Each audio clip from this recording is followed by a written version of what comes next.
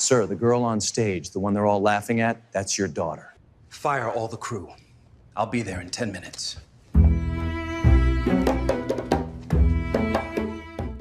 You don't even know who your father is, and here you are singing. Stop acting like you have any say in this contest. The producer's voice echoed sharply as he scolded a young girl named Eloisa, who stood on stage, wearing a faded dress and holding an old, scratched microphone. The audience roared with laughter.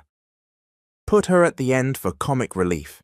It'll go viral, the director added, while the other children mimicked and mocked her. Across town, an urgent call interrupted the silence of a high-rise executive office. Sir, we found your daughter. Without hesitation, billionaire tech mogul Donato Vellarica stood up from his leather chair. Fire all the crew. I'll be there in 10 minutes. That night, silence loomed over the penthouse suite at Skyview Tower, the headquarters of VTech Industries, a global tech conglomerate headquartered in Chicago. Donato Don Vellarica stood in his glass-walled office, staring out at the illuminated skyline, a cold beer in hand, but his solitude was colder. To the world, Donato was a visionary entrepreneur, wealthy, stoic, untouchable. But behind the dazzling headlines and billion-dollar ventures, he harbored a wound that no success could heal.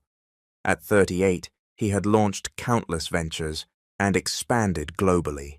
Yet within his desk drawer, hidden beneath contracts and stock reports, was a single photograph, a young woman named Miriam.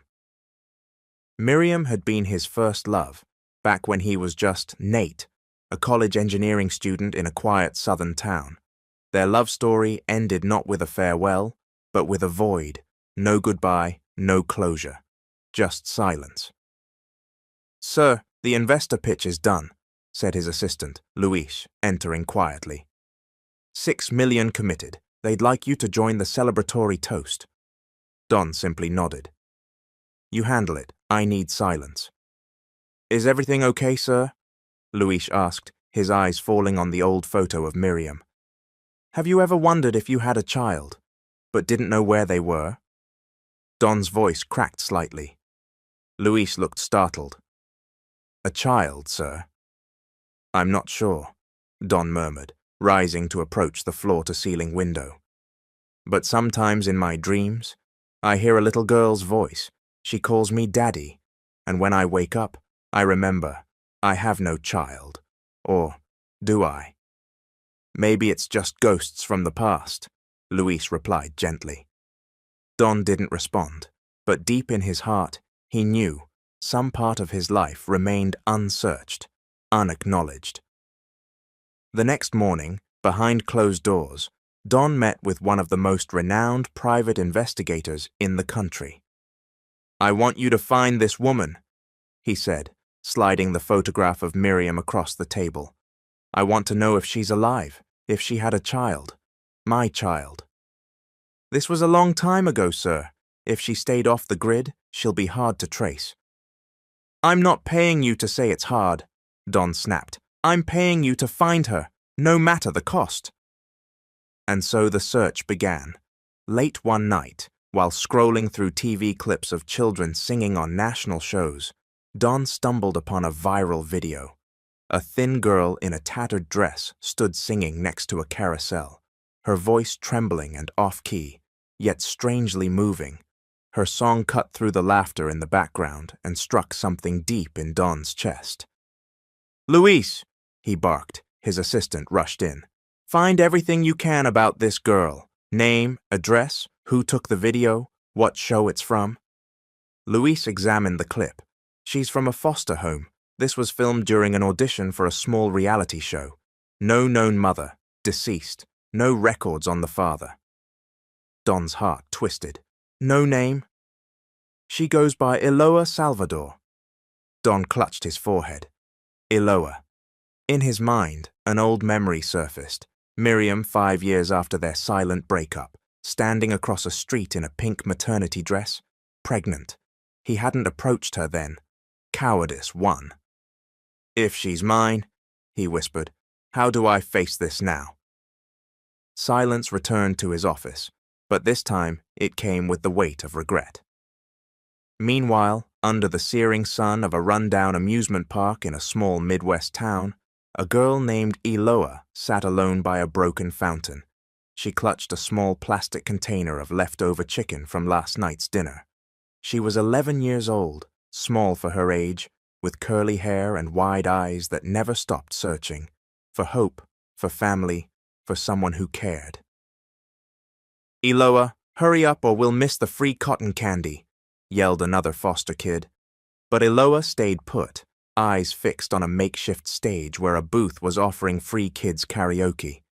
In her hands was a faded songbook, the only thing left by her late mother, Miriam.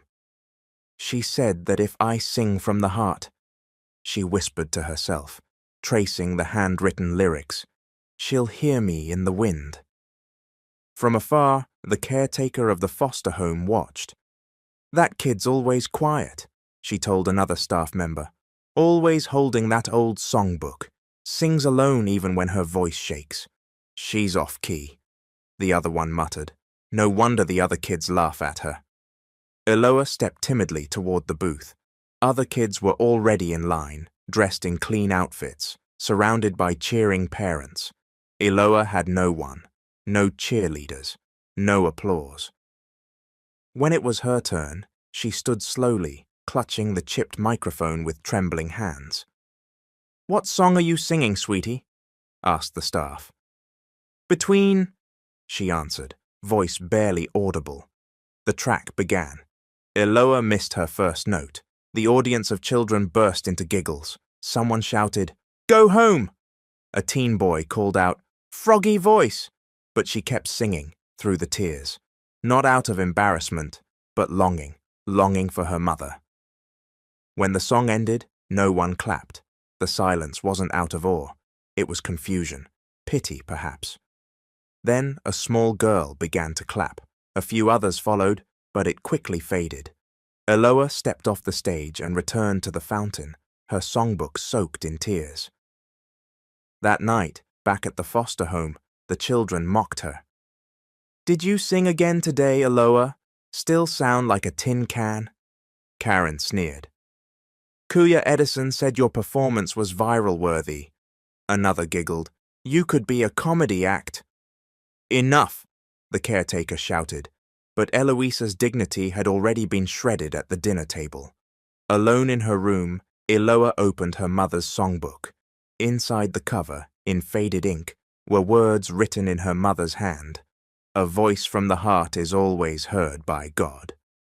Mama, she sobbed, where are you? Why did you leave me? Am I really worth nothing in this world? The only answer was silence. The only comfort, a threadbare teddy bear her mother had once given her. Eeks passed. Eloa returned to the park, not to sing, just to sit and watch. But fate had other plans. A man with a DSLR camera approached her. Miss, would it be okay to film you singing for a project we're working on? He asked. Eloa hesitated. Okay, but I'm not that good. As the man set up the camera, Eloa positioned herself beside the rusted carousel. She took a deep breath and began to sing Only Treasure.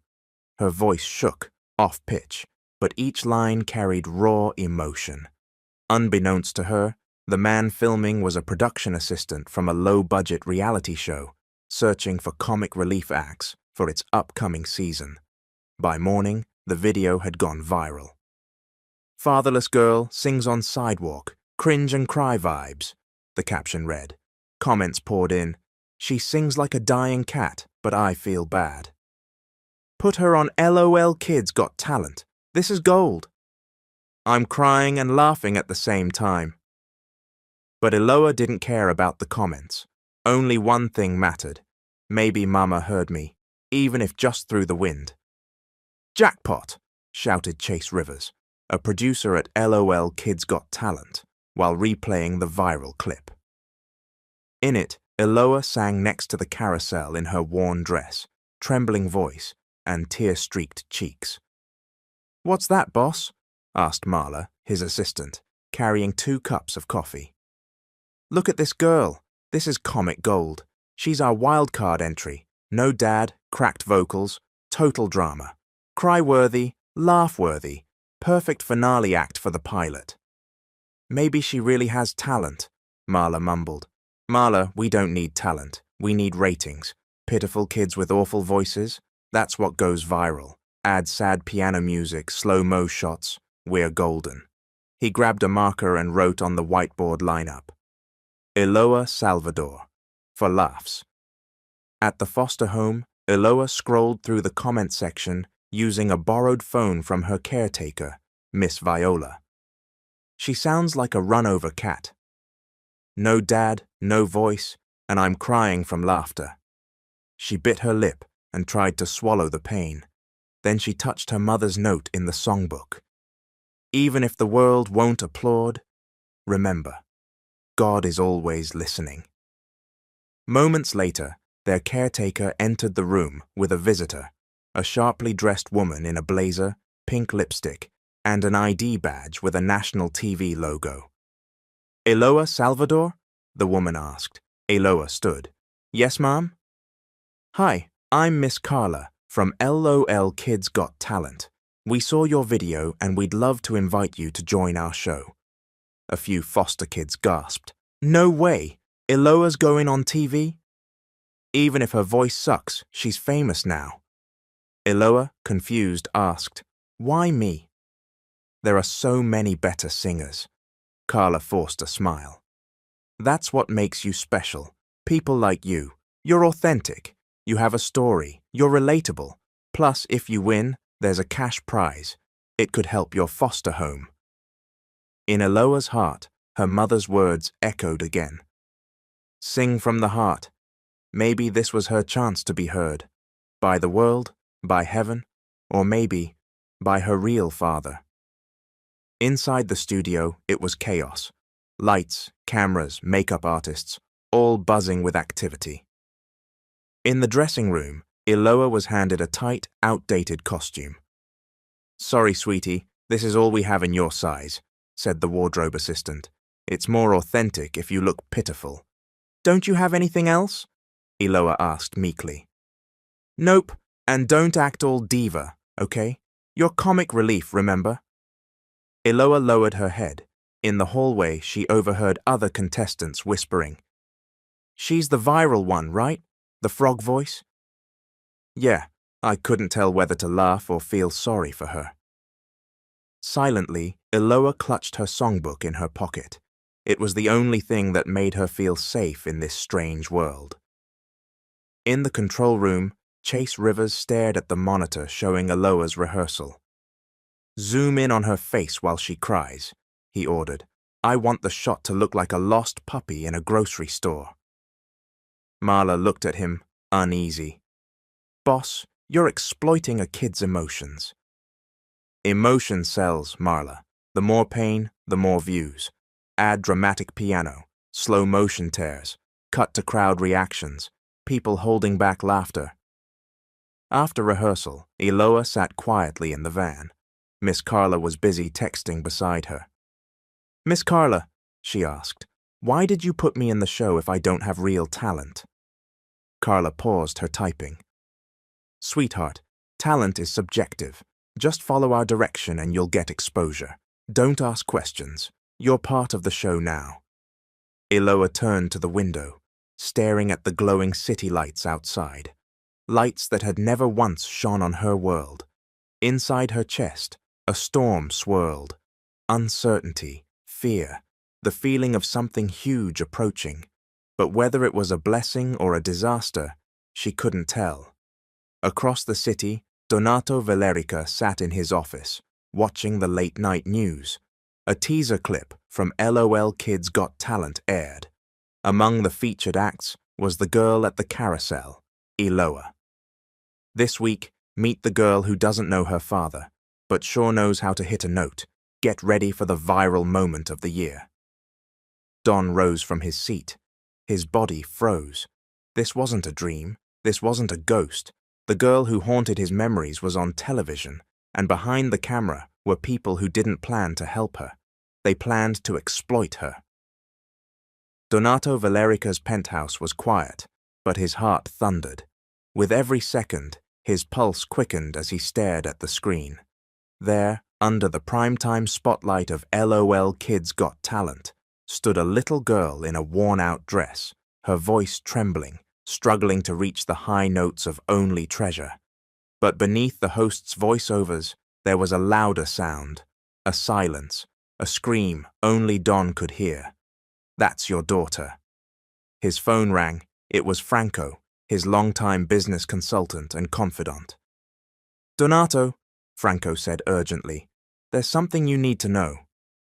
"Go on." "We traced the girl in the viral video. Eloa Salvador. Sir, she's your daughter." Don gripped the edge of his desk, his knees weakening. "What did you say?" "According to the foster care documents, she's Miriam Salvador's daughter, the woman you loved. It's confirmed by old letters and her birth certificate." Franco paused, his tone heavier now. "But the worst part, sir, she was intentionally entered into that singing contest to be humiliated." Don said nothing. He re-watched the clip. To the world, she was a joke, a punchline, but to him, she was a mirror. Those were his eyes on a different face, his sorrow, his fear. "Where is she now?" Don asked, his grip tightening around the phone. "She's at a live taping right now. Studio 5 at Network 8. They're shooting the pilot episode. She's set to perform last, as comic relief." "You need to see this, sir." A searing rage erupted in Don. He didn't wait for another word. No farewells. He snatched his coat, slapped the phone down and shouted, "Fire all the crew! I will be there in 10 minutes.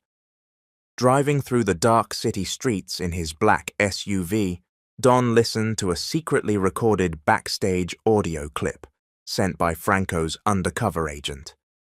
"You don't even know who your father is and you're singing?" the producer scoffed. Laughter followed. "Put her at the end, for laughs. Make it viral." Then came a soft, tearful voice. "I didn't mean to. I just wanted my mum to hear me, even if she's gone." Don closed his eyes, his fists clenched. What kind of monsters turn their own child into a joke? He whispered to himself, swallowing back tears. Inside the studio, Eloa's makeup was nearly done. Glitter on her cheeks, styled for that pitiful but cute look. "You ready, sweetie?" the stylist asked. Eloa nodded, but inside she wasn't sure. This stage didn't feel like a beginning. It felt like the end of something she couldn't explain. In the holding room, producers Chase and Carla laughed. "Finally, we've got a comic act to end the episode with a bang." Chase grinned. "Are you sure no one will recognize her as Don Valerica's daughter?" Carla asked nervously. "No one cares about that. What matters is, she's funny," Chase replied, grinning coldly. Moments later, Don arrived at the studio. Security didn't stop him. He had only to say, "I'm Donato Valerica. My daughter is being exploited here. Let me through, or I'll shut this network down."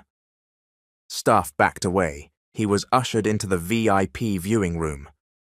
On the monitor, he saw her, Eloa, standing on stage, gripping her worn microphone, knees shaking as she braced for applause that wouldn't come. Some in the audience looked confused. Others were ready to laugh. Don whispered under his breath, "My daughter." He didn't need a DNA test, no explanation. For the first time in years, his heart beat like a father's. And in his eyes, this wasn't a comic act. It was a voice, a memory, a promise, and above all, a daughter found. Inside the VIP room at Network 8 Studios, Donato couldn't take his eyes off the monitor. There, in the stage light, stood Eloa, the same girl from the viral video. Now she faced the camera and the entire auditorium. Alone. No parent cheering her on. No applause. No safety net. Her hands trembled as she held the microphone. She still clutched her tattered songbook, perhaps the last piece of her mother she had. Backstage, producers and crew watched with bated breath, hoping she'd crash. But for Don, nothing else mattered. No camera angles, no ratings, no format. Only the look in Eloa's eyes, his eyes, full of the same sadness he once carried. For all his success and accolades, Don had never felt so human. "You don't have to prove anything, Eloa," he whispered. "Not to them." As she stepped toward the center of the stage, the host announced, "Contestant number 12, Eloa Salvador." "You ready, sweetheart?" Eloa nodded, though fear still clung to her. But deep inside, her mother's words echoed. "Even if the world doesn't clap, remember, God is always listening." She closed her eyes, listening to her heartbeat. As the backing track played, she began the first line. Her voice shook, her fear remained. But with each line she grew stronger. Her song, her mother's song, reached upward as if speaking to the heavens, and to a father she had yet to meet. In the viewing room, Don wiped his misty eyes. He didn't expect to cry, but the truth had struck him hard. This was the daughter he never knew, the one he didn't catch when she first fell. "I'm your father, Eloa," he whispered. No one heard but himself. "And you will never be alone again." Backstage, the staff watched Eloa intently, anticipating the moment she would break. But for Don, seated in the VIP viewing room, there was only one thing he cared about: her eyes. Eloa's eyes were identical to his when he was her age.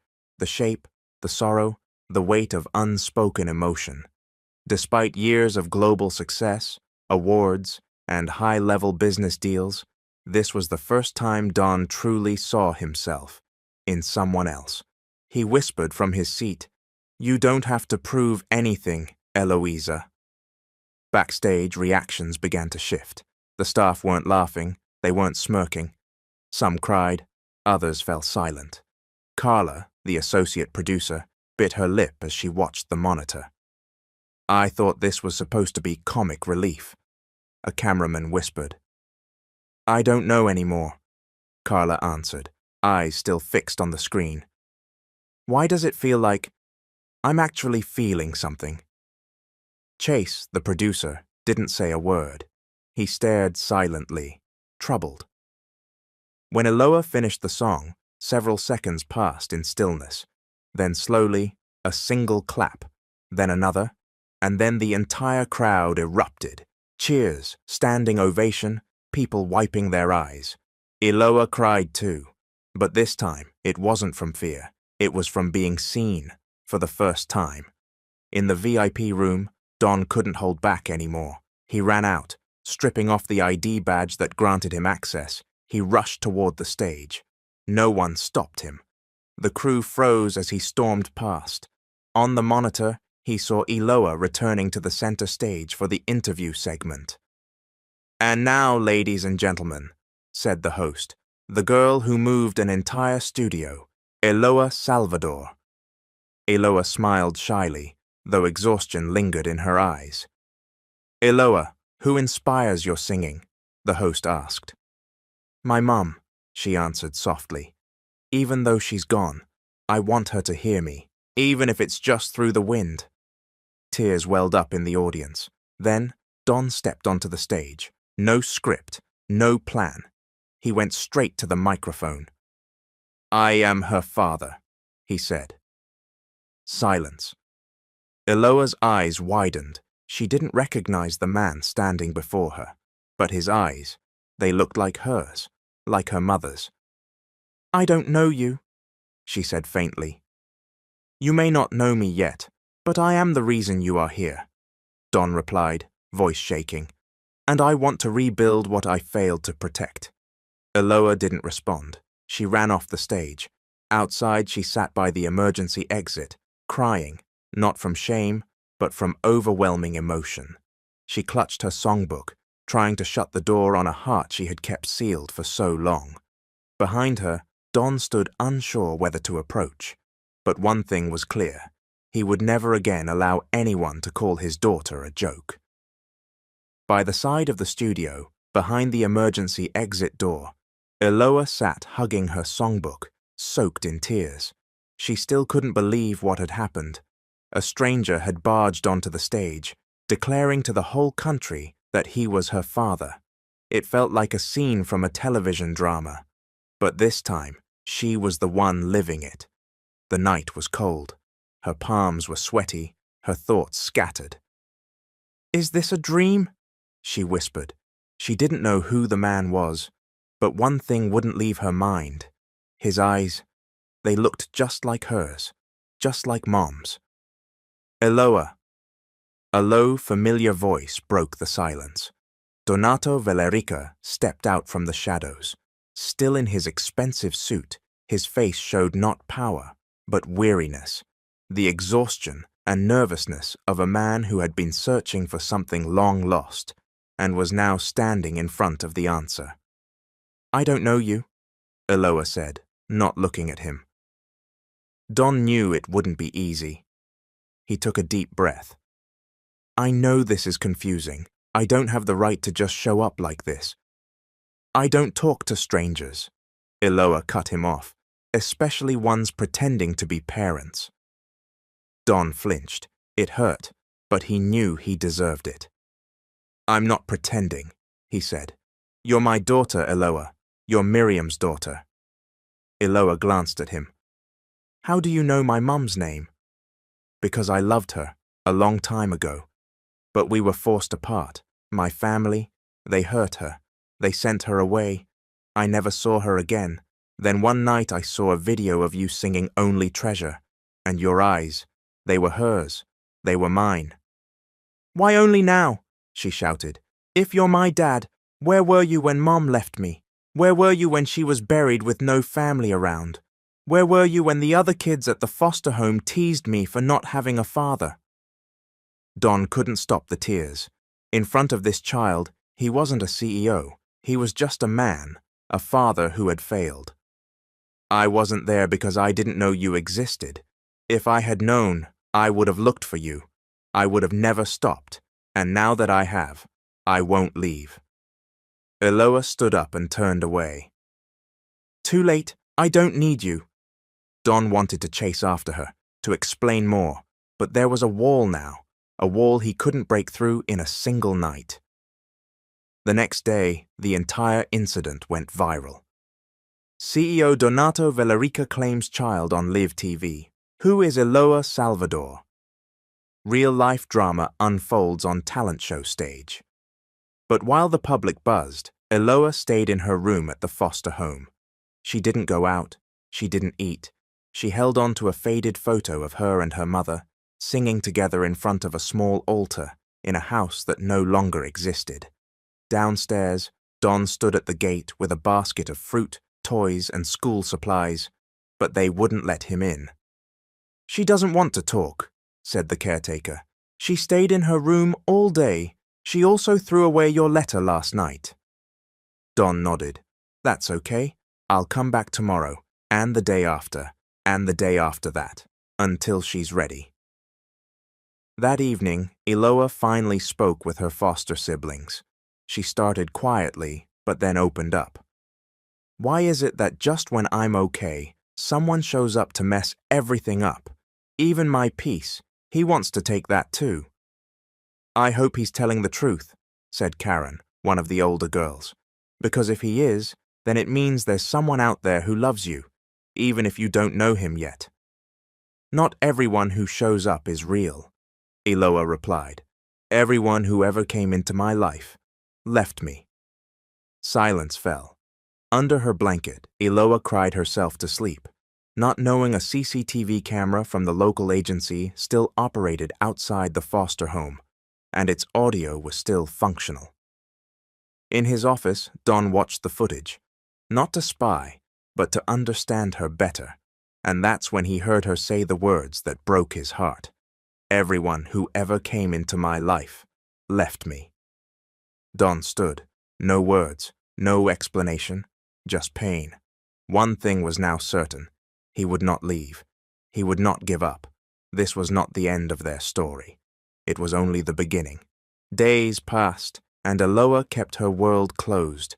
At the foster home, she grew quieter, more withdrawn from the other children. She spent most of her time alone in her room, her mother's songbook opened only to the page with her handwriting. But she no longer sang. The lyrics now felt like thorns in her chest. "Eloa, dinner's ready," called the foster mom. "I'm not hungry," she answered flatly from behind her door. Instead of eating, she sat by the window, watching the sky, a heaviness in her chest, like a storm that wouldn't break but kept churning inside her. Downstairs, the other kids whispered. "Why is she so moody lately?" one asked. "Probably because that man keeps visiting, saying he's her dad," Karen replied. "She just can't accept it." "I'd be thrilled if that were me," said another. "Rich, famous, CEO, hope it's true." "Not all rich parents know how to love," Eloa's voice suddenly said. They looked up. She was standing on the stairs, holding her old teddy bear. "Do you know how long I've waited? How many times I asked heaven where my father was? How many times I was promised someone would adopt me, only for all of them to leave too?" The kids fell silent. No one had an answer. "Just because someone says they're my father doesn't mean I should believe it. Love isn't spoken, it's proven, and all he's proven is how good he is at disrupting my life." At Don's office, he continued to send gifts daily: books, a new songbook, shoes, food, notebooks with Eloa's name on the cover. But none were accepted. The foster home returned them all. "Sir," said Luis, his longtime assistant, "maybe she needs space." "I'm not leaving, Luis," Don replied. "She has every right to be angry, but I can't accept her living with the idea that I'm just another wound in her life." Luis nodded. "So what's your plan?" "To listen. That's my plan. I'm not coming closer to speak. I'm coming closer to hear her." One evening, Eloa walked through the backyard of the foster home. She stopped by an old, rusted swing set. Sitting down, she looked at the sky, then slowly opened her songbook. In a soft whisper, she read one of her mother's handwritten notes. "If I'm ever gone, don't be afraid to love. Not everyone who comes will leave. Someone will come who will stay. Look for your father, Eloa. He's a good man. He didn't leave us. He was forced to. Maybe he'll choose you now." Tears welled up. Her lips trembled. She closed the songbook tightly. "How do I believe that, Mom?" she whispered, "when everyone who came left me?" Not far away, Don sat hidden in his car. He didn't get out, but he watched Eloa through the window. In her eyes, he saw a pain words couldn't reach, and he realized Eloa's anger wasn't simple frustration. It was protection, a child's fortress built from broken promises. The next day, Don returned to the foster home, but this time he didn't bring expensive gifts, just a single, worn photograph. Miriam, pregnant, smiling as she held her belly. On the back was a note. "Eloa, my child, I hope one day you'll know the man I loved. You got your eyes from him." "Please give this to her," Don told the foster mom. "Don't force her to talk, but maybe she'll read it." That night, Eloa sat quietly as she unfolded the note given to her. She held her mother's photo in trembling hands. Reading the words on the back, time seemed to stop. "Mom," she whispered, "you knew, all along." She touched Miriam's face in the picture. Memories returned, their small altar, the songs they sang, the laughter in the rain, the nights of whispered stories. If Mom said it, should I believe it? The next morning, for the first time, Eloa approached her foster mom. "Miss Violi, can I go out for a bit?" "Where are you going, sweetie?"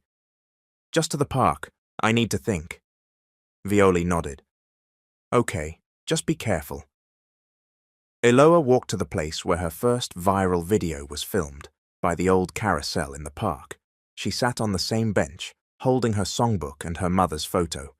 Then she saw him, Don, sitting nearby. No bodyguards, no gifts, just a man with a simple guitar.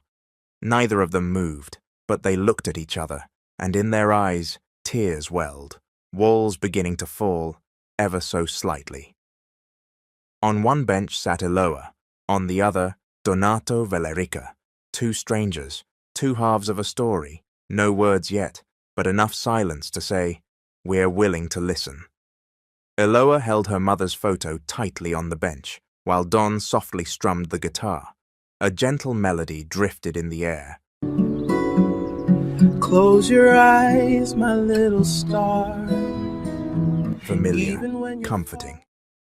"That's my mom's lullaby," Eloa whispered. Don looked at her, surprised. "Yes, she taught me that, before she left, before we were torn apart." For the first time, Eloa sat beside him. It wasn't full acceptance, but it was a beginning, enough space for a long-buried story to be told. "I didn't know she was pregnant," Don began. "I thought she just disappeared, but the truth was, she was forced to disappear from my life." Eloa listened silently. "Who forced her?" she asked. Don sighed. "My family, especially my father, Guillermo Valerica.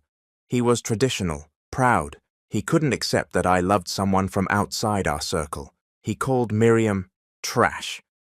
His eyes welled as he continued. "When they found out she was pregnant, my family sent people. They threatened her, bribed her, tried to scare her off. But she refused. She loved me. She fought for us." Don's voice cracked. "One night while I was out of the country, my father himself confronted her. He yelled, insulted her. She feared for my safety, so she left." Eloa was quiet, uncertain of what to feel. Anger, pity, sadness. "Why didn't you look for her?" she finally asked, not meeting his gaze. "I did, but it took years to find the right name, the right town, and by the time I did..." Don paused. "She was gone. I never got to speak to her. I never got to say sorry. I never got to hold her again." Tears slid down Eloa's face.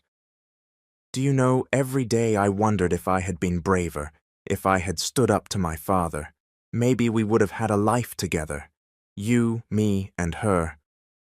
Eloa struggled to stay composed. "I thought you abandoned us.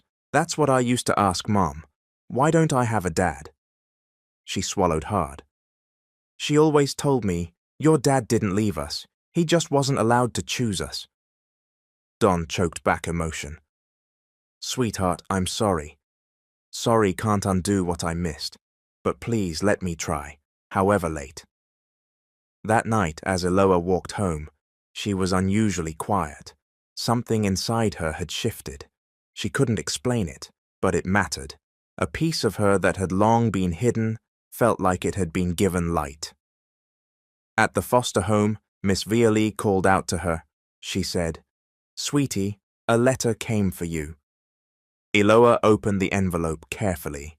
Inside was a small notebook. On the first page, "For Eloa, from Mom." It was a journal written by Miriam while she was pregnant, a record of her hopes, fears, and above all, her love. On one page it read, "If I die, find your father. He's a good man. He didn't fail to choose us. He just wasn't allowed. Maybe now he'll choose you." Eloa wept. Her mother's words felt like a voice echoing in her chest, saying, "You're safe now, my child." The next day, in Don's office, Luis rushed in. "Sir, Eloa's here." Don stood immediately and left his desk. In the lobby, she stood waiting, holding her mother's journal, looking at him. Eloa didn't speak right away. Then slowly, she nodded and took a deep breath. "I want to get to know you," she said. "I'm not ready to call you Dad yet, but I want to try." Don's eyes widened. He didn't know whether to cry or laugh. "Thank you," he whispered. "Thank you, sweetheart." "I'm not used to having a dad. Eloa said with a shy smile. But maybe I'll get used to it. Don walked toward her. He didn't hug her or grab her hand. He just let her lead the way. And for the first time in his life, it wasn't a business deal or $1 million contract that mattered. It was a single word from his daughter. Try. The studio of LOL Kids Got Talent was buzzing again, just weeks after the controversial episode that made headlines across the country. But everything had changed. Chase Rivers was gone. After the network decided to remove him for his mistreatment of contestants, a new production team took over. The show's focus was no longer mockery, it was inspiration. "We're ready for Eloa Salvador's performance," called the stage manager.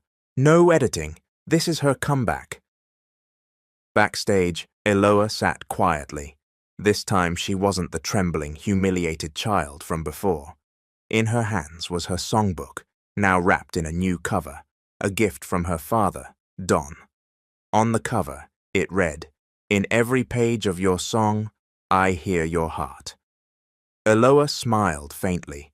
The nerves remained, but they weren't from fear of ridicule. This time she wasn't hiding. She was singing to show who she was. The host approached her. "Ready, Eloa?" She nodded. "Yes." Inside the studio, the audience filled every seat. TV crews, media reporters, fans, and even public figures came to hear the girl who had become a national symbol of courage. In the third row sat Don. No VIP lounge, no special seating. He chose to be just another proud fan. The spotlight came on. Eloa stepped onto the stage wearing a simple white dress. No makeup, no flair. Just herself. The host announced, "Here is Eloa Salvador," the girl once laughed at, now rising with strength and heart. The studio fell silent. The piano began. With the very first line, the world paused. Her voice no longer trembled. It wasn't perfect, but it didn't have to be. Every word was filled with emotion. Every note carried her mother's memory. Every harmony echoed the wounds that were now beginning to heal. People in the audience began to cry. Even the judges, once detached and smiling, now sat in still reverence. No one could say she was a joke. No one could call her comic relief. She had become the voice of every child who dared to stand up in the face of shame. As the final line soared, Eloa looked at Don, and for the first time, she smiled at him. The audience rose in thunderous applause. "Bravo! You're amazing, Eloa!" "We love you." Eloa stood at center stage, tears in her eyes. But these were not tears of fear. They were tears of triumph. Moments later, her performance clip trended online instantly. Hashtags exploded. "Adisios y lonely treasure. Yesnota. Yeah. From laughter to honor, Jos your daughter of the nation." Reaction videos flooded YouTube. News anchors praised her courage. Influencers voiced support. Even former critics issued public apologies. At the new management office of LOL Kids Got Talent, the team gathered. "We will never again use a child's pain for ratings," said the new producer. "Because of Eloa, we remember what this show is supposed to be about, not ridicule, but inspiration." Backstage, Don approached Eloa. No bouquet, no grand gesture, just a simple hug. "You were amazing," he whispered. "I'm proud of you, not just because of your song, but because you're braver than I ever was." Eloa smiled. Though she still hadn't said the word Dad, her eyes told him everything. He was part of her life now. After they returned home, Eloa received unexpected news. Her performance had officially become one of the most viewed in the talent show's history. But more than that, she received a letter from the Department of Education, offering her a full scholarship to an arts-integrated school. "This was Mom's dream," she told Don as she held the letter. "Is it your dream too?" Don asked. "Yes," she replied. "Then I'll make sure you achieve all your dreams," Don said. "You won't have to do it alone anymore. I'll be with you at every step." The next day, during a radio interview, Iloa was asked, "If you had to choose one song as the theme of your life, what would it be?" She smiled. "There are many, but if I had to choose one, it would be a song I'm still writing, a song about a girl who was overlooked, used, laughed at, but chose to rise, a song of a daughter." The following episode of LOL Kids Got Talent was no longer just a taping. It had become a national event. Everyone was tuned in to watch not a joke, but a symbol of strength and hope. Iloa Salvador's name had found its way into households everywhere. Mothers cried over her story. Children admired her, and parents across the country were rethinking the value of family. Iloa was given a special segment, not part of the competition, but a tribute, a performance dedicated to her late mother, to her journey, and to rediscovering who she really was. But she wasn't the only one planning to express something. Donato Vellarica had a plan too. A silent supporter until now, he was finally ready to speak publicly. In the dressing room, as Iloa got ready, there was a glow in her expression. This time, she wasn't forcing a smile to avoid attention. Her eyes sparkled with real hope. "Iloa, are you ready?" asked the assistant director. She nodded. "I'm ready, for Mum and for myself." Elsewhere in the studio, Don was focused on a decision he had long prepared. In his hands was a legal document, a formal declaration of paternity. He had signed it days earlier. Now he wasn't just accepting Iloa in his heart, he was claiming her legally, in society, and before the world. "I'm nervous," Luis said as he adjusted Don's mic. "This isn't a presentation," Don replied. "This is my chance to do something right. I've been quiet for too long. It's time to speak." The studio lights turned on. Ladies and gentlemen, let's welcome the girl we've all grown to love, Iloa Salvador. Iloa stepped on stage carrying a new songbook. She didn't open it right away. Instead, she looked out at the audience, smiled, and took the mic. "Before I sing," she began, "I want to thank everyone who believed in me, even when I didn't believe I had any worth in this world." The audience was still and focused. "But above all, I want to thank the person who chose me again, even after so long." She turned to the side of the stage. Don stood there, holding a microphone. The audience gasped. Some whispered. Some were surprised. Some were moved. Don stepped onto the stage, stood beside Iloa, and looked directly into the camera. "To millions, I'm the CEO of Vellarica Tech. I face press, investors, and stakeholders daily. But today I stand before you as a father who once failed, but is trying to make it right." He looked at Iloa. "This girl isn't just my daughter in my heart. From this day forward, she is also my daughter in the eyes of the law."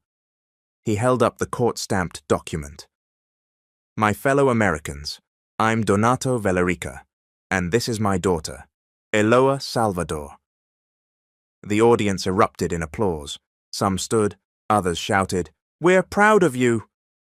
We love you, Iloa!" Iloa stood frozen.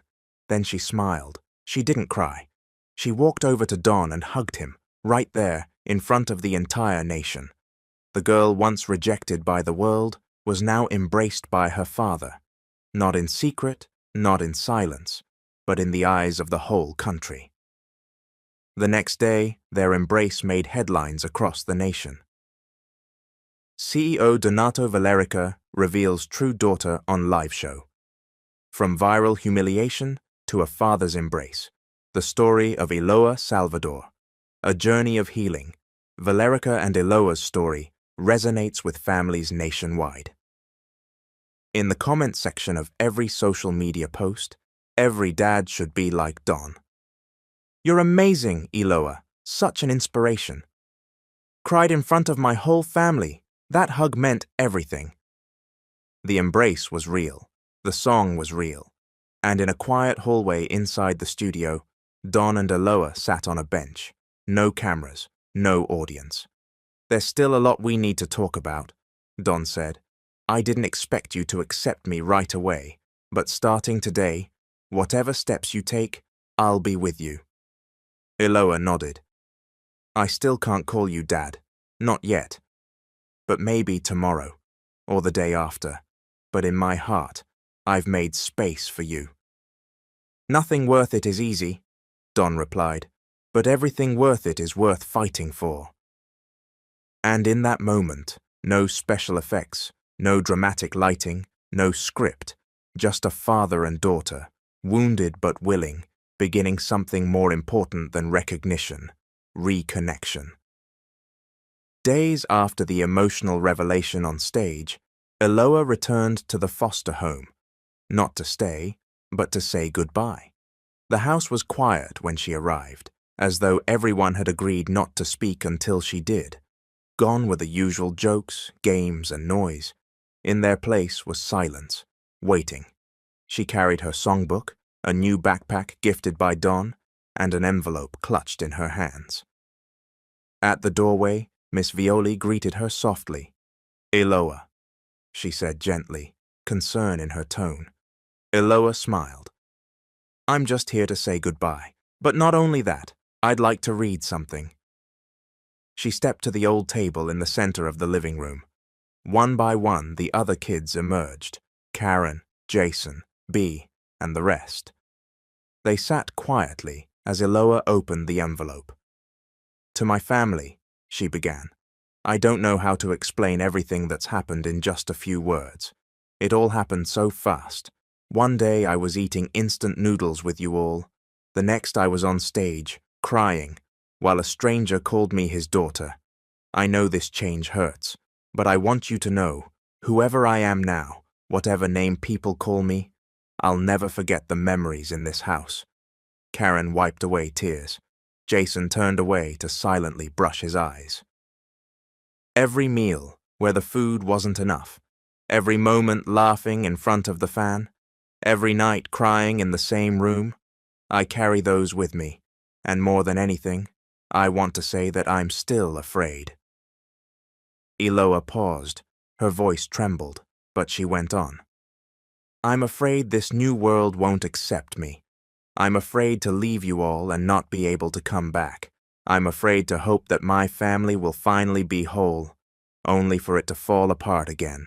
But as Mom once wrote in her letter, when you're scared, that's when you must try to love. So here I am. I'm going to try. I'm going to try to love. I'm going to try to trust. She closed the letter and placed it on the table. Thank you, Miss Violi. You were the first to teach me how to love without expecting anything back. And thank you to all my siblings here. Even if we once fought over sandwich spreads, you were also with me through every tear. Karen stood and embraced her tightly. Jason, B, and the others followed. We're proud of you, Eloa, Karen whispered. No matter how quiet you used to be, now you're the voice for all of us. After dinner, Eloa went out to the small garden in the backyard, the one she had helped plant. She sat quietly among the plants. The breeze blew gently, and in it, she heard her mother's voice. My child. She looked up to the sky. Among the darkness, a few stars twinkled. Mum, I'm leaving now, she whispered, but I'll carry you with me, in every song, every step, every time I get scared. The next morning, Don arrived at the foster home. He didn't honk, he didn't rush. He stepped out of the car quietly, holding a small box. When the gate opened, Eloa stepped out. She wore a simple white blouse, a necklace with a treble clef pendant, and carried a small backpack. Are you ready? Don asked. Ready to try? She answered. Don handed her the box. If it's okay, I'd like you to take this to our new home. Eloa opened it. Inside was an old rusted music box. When she wound it, a familiar lullaby played, the same one Miriam used to sing when she was little. That music box, it belonged to your mum, Don said. She gave it to me in college. I brought it on every business trip, but after she left, I never opened it again.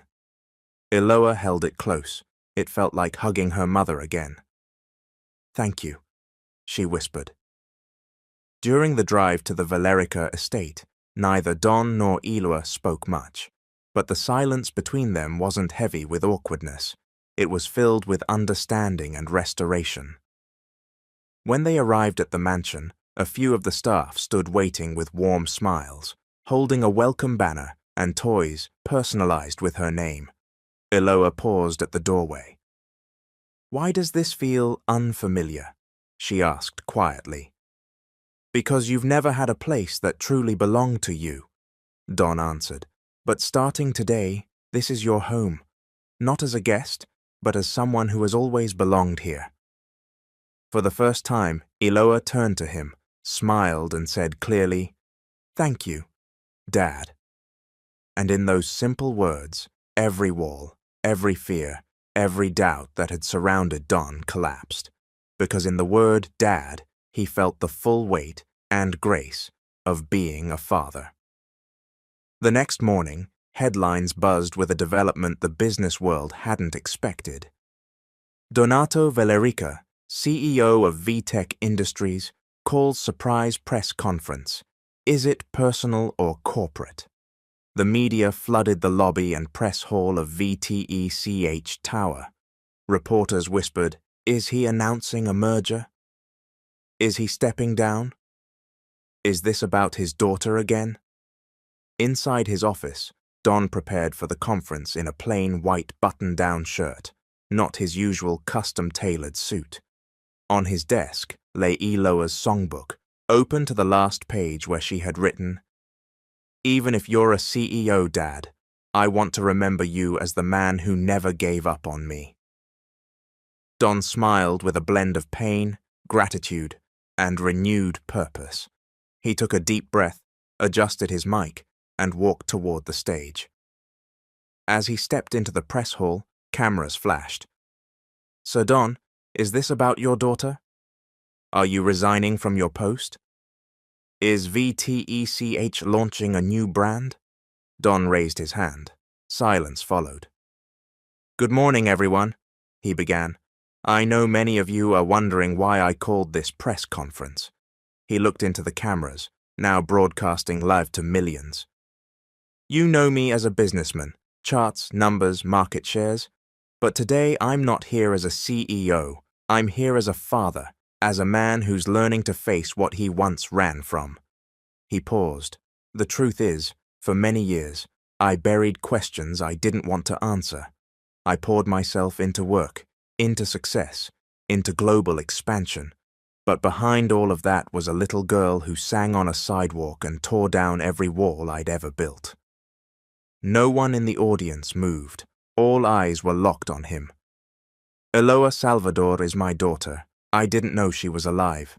I missed her first steps, her first song, her first tears. But now I will give her all of me for every step she takes from here on." He pressed the clicker in his hand. Behind him, a photo flashed onto the screen. He and Iloa, embracing on the talent show stage, both teary-eyed.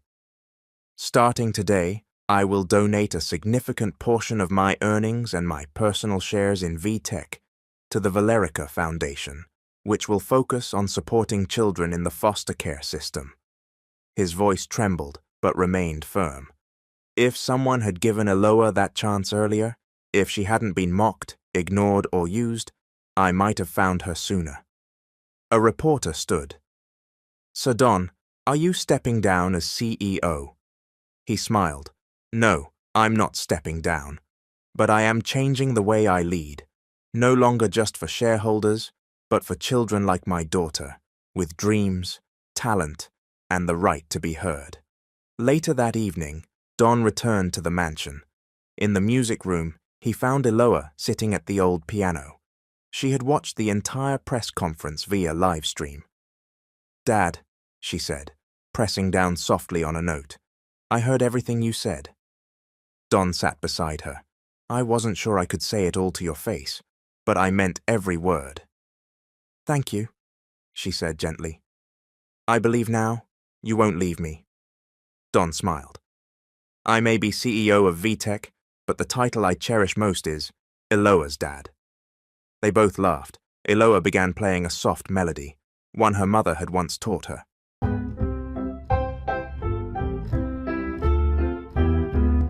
I remember Mum always said, when you sing, you don't just sing from wounds, you sing to heal others. And that's what you've done, sweetheart, Don said.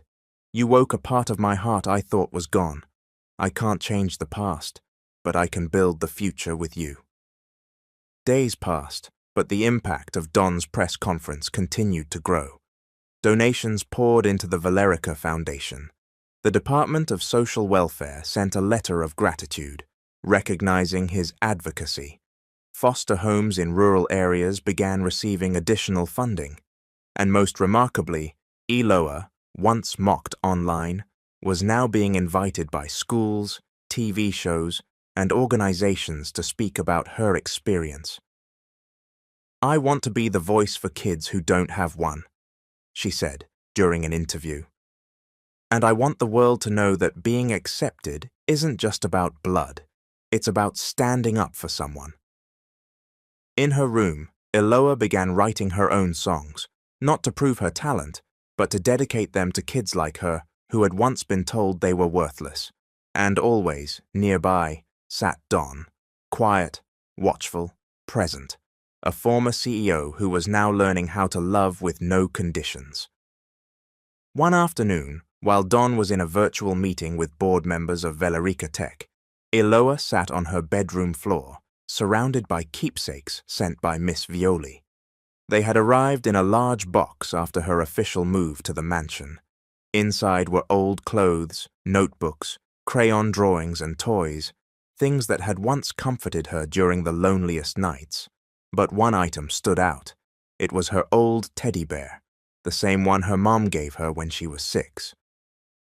As she hugged its worn fur, she noticed something odd in the stitching along its back. "This feels different," she whispered, gently reaching for a small pair of scissors. Carefully, she opened the seam. Inside, tucked into the stuffing, was a thin, folded piece of paper, delicate with age, no larger than her palm. With trembling hands, she unfolded it. Written in fading ink, it read, "To my daughter, Eloa. If you're reading this, it means you're grown, and I may no longer be by your side. I'm sorry, my child. I never wanted to leave you. But some things are stronger than love. Fear, cruelty, people who don't want us to be happy. But I pray that one day you'll look for your father. Donato is a good man. He didn't walk away because he didn't love you. He was stopped. You were created in love, not lies. And remember, even if I'm gone, your voice will always be the proof that I never truly left." Eloa froze. Tears spilled down her cheeks. She clutched the teddy bear tightly. It was a message from her mother, not meant to comfort her in the moment, but to guide her when she needed it most. She didn't know whether to run to Don or sit with the message longer. In the end, she stood, walked downstairs, and entered his study. Don looked up from his chair as she stepped in, carrying the teddy bear and the letter. "Dad," she said, in a soft voice. He saw her face and grew worried. "Are you all right?" "I found something." She handed him the letter. He read it slowly, every line cutting deep. When he finished, he placed it gently on the desk and looked at her. "I didn't know she left this. Sometimes I wonder if she ever forgave me. But in this letter, I feel like she still believed in me." Eloa nodded. "She said you were good. She said I should find you, and she was right." Don couldn't hold back anymore. He stood and hugged her tightly. "Thank you for believing in me, Eloa, and thank you, Miriam, for giving me a second chance, even if you're no longer here." That night, Don tucked Eloa into bed, even though she was old enough not to need it. But this time, it was Eloa who asked, "Dad, can you stay in here tonight? I don't know why, but I just want company." Don smiled. "Of course, I wouldn't miss it." Eloa lay beneath her blanket, teddy bear in her arms. Don sat beside her, holding a storybook. He had never read her a bedtime story before, as he read the final line aloud. "Even when you don't see me, I'm always up there, shining just for you." Eloa whispered, "That sounds like Mom." "I can't see her anymore," she said, "but I still feel her." Don nodded, stroking her hair gently. "And as long as I'm alive, I'll be the voice of her memory." The next morning at breakfast, while Eloa sat at the table with her cereal and open songbook beside her, Don asked, "Have you thought about what song you'll perform for your wild card entry in the finals?" Eloa was quiet for a moment, then she looked at the pages of her book. "I want to write my own song," she said. "A song about how I'm not a joke." Their eyes met across the table. Don smiled. "That's a powerful title," he said. "Do you want me to help with the lyrics?" "I want to start it by myself," Eloa replied. "But I'd like you to read it when it's done." "Deal," Don said, nodding. He leaned forward slightly. "Even before the lyrics are written, I want you to know something. Eloa, you have never been a joke, not ever." And there, over a quiet breakfast in a mansion once filled with silence, the father and daughter began composing something new, a melody of acceptance, healing, and love, a song passed from mother to daughter, and now from daughter to father. Studio 5 at Network 8 was bustling on the day of the LOL Kids Got Talent Wildcard Showcase. But this wasn't a regular episode. It was a chance for previously eliminated contestants, many of whom had been used as filler acts or jokes, to step back into the spotlight and prove their worth. And for Eloa Salvador, it was her opportunity to stand not for laughter, but for truth. Backstage, the atmosphere was heavy. Some children were crying from nerves. Mothers clasped their hands in silent prayer. Coaches barked instructions. "Smile, breathe, hit the big note." In one corner, Eloa sat alone. She wore a simple blue dress, no glitter, no frills, just herself. Beside her was her songbook and a printed sheet of her original song, "I Am Not a Joke." Don approached quietly. He wore a casual jacket and jeans, different from his usual CEO attire. "You ready?" he asked gently. "I don't know," Eloa answered, holding her lyrics against her chest. "But I know I want to do it." Don nodded. "Remember, sweetheart, you don't have to impress anyone. Just speak through your song. If it's real, they'll feel it." Eloa took a deep breath. "For Mum, for my foster family, for every kid like me, and for the girl I used to hide." "Ladies and gentlemen," the host announced, "here is the girl who was once laughed at, now applauded as the voice of hope, Eloa Salvador." As the lights came up, a spotlight revealed a single chair and microphone at center stage. No props, no backup dancers, no fireworks, just Eloa, and in her hands, her voice and her truth. She looked out at the audience. In the glow, she saw Don in the front row, smiling. Behind him, Miss Violi and her foster siblings held a banner that read, "You're not alone anymore." Tears welled up before she even sang, but she didn't step back. She took a deep breath and began. "They once laughed when I sang, because my voice didn't belong on a stage. They once asked, 'Who's your father?' And I said, 'I don't know. But I have a dream I stitched together in the dark. And even when they told me I was a joke, I am not a joke. I have a story you haven't heard. Every note of fear beats with a courage you cannot silence. I am not a joke. I am the voice of children abandoned, children mocked, children who chose to believe anyway." The audience didn't move, not because they weren't touched, but because they were stunned by the weight and beauty of her words. There was no technical gimmick, no artificial sweetness, only raw, unfiltered feeling. Every line cut deep. She sang the fear. She sang the pain. she sang the rage, but at the end of every chorus, she sang the strength forged in embracing herself. When the final note faded, silence hung heavy. 1 second, 2, 3. Then a woman stood and clapped, another followed. Soon the entire audience was on their feet, cheering, crying. "Bravo, Eloa! We love you! Thank you for your song." The judges stood too, tears in their eyes. One walked up to the stage, hugged her, and cried with her. And through the applause, Eloa looked at Don. He didn't have to say anything. His eyes spoke volumes: pride, love, recognition. That night, as the stars blanketed the city, Eloa lay in bed, hugging her old teddy bear. Beside her on the nightstand was her songbook, now filled with pages of her own words, melodies, and dreams. The performance had gone viral again, but this time not because of pity, not because of mockery. It was because her voice had awakened something. Messages poured into her email and social media accounts, managed carefully by Don's assistant and the newly formed Valerica Foundation team. "Thank you for giving us courage, Eloa. My daughter sings your song every night now. You made me believe in love again. You reminded me why I became a teacher. You saved me from giving up." Eloa stared at the ceiling. "Mum," she whispered, "your little girl is finally heard." The next morning, Don entered her room, holding a tray with breakfast: pancakes, strawberries, and warm milk. "You cooked?" Eloa asked, amused.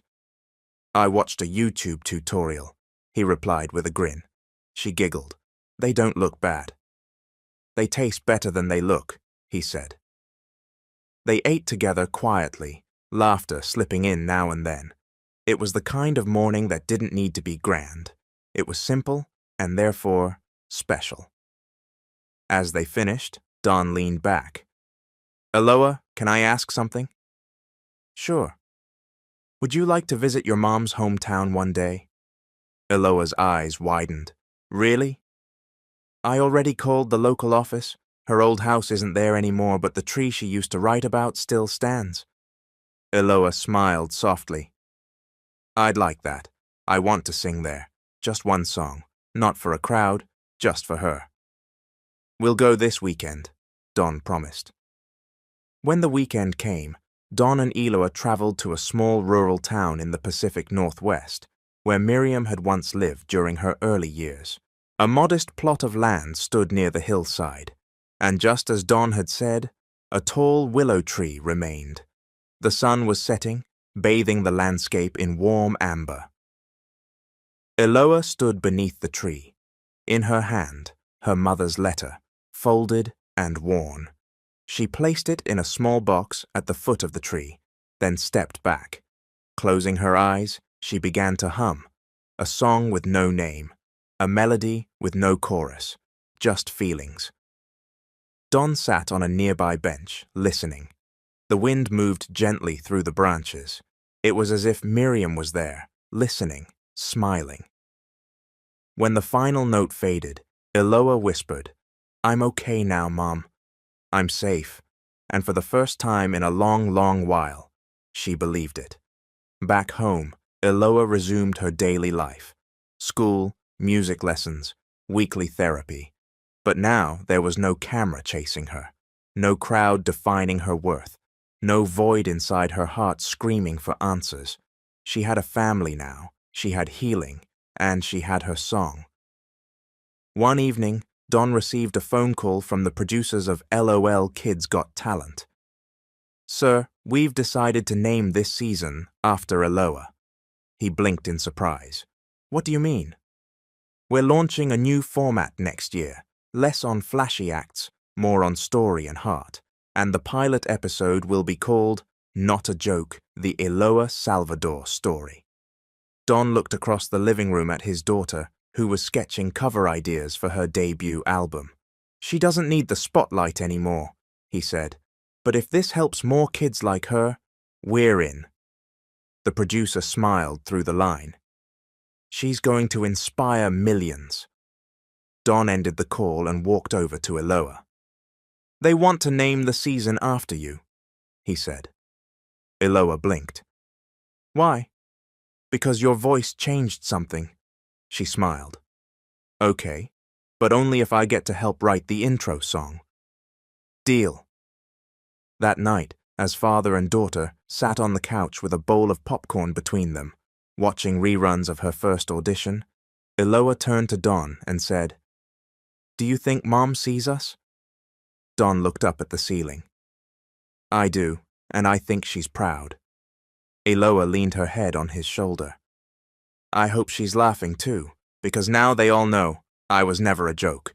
My name is Donato Villarica. Thank you to the entire Hope Nation for watching this story. Brought to you by Mr. Hope. See you in the next one.